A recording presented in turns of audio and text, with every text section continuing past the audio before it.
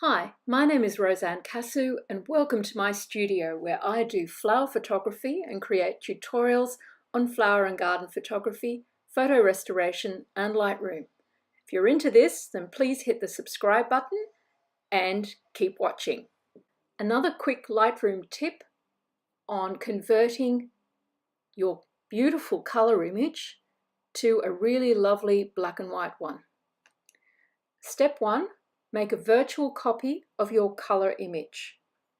This can be done by right-clicking and then choosing Create Virtual Copy.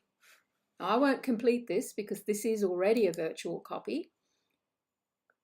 And then instead of using black and white, as one would have in previous versions of Lightroom, I'm going to use the Profile Browser to pick a new profile to lay over the top of this image. So to access this, we'll click on these little 4 squares over on the right here in the basic panel, which will bring up our profile browser. Now, as you can see, there's oodles of different profiles that you can look at, and there's lots of choice in here. Now, I have a few favorites already up here, but that's by no means all of what I use. So if we move past the color ones, we can come down to black and white. Now we can see that there's many different ones down in here. Looks to me there's at least 17 different black and white profiles that are included in Lightroom. Now, in order to see how each of these looks, just mouse over it and you will see it temporarily applied to your image. So if we move on to B and W2, then 3, 4, 5, 6.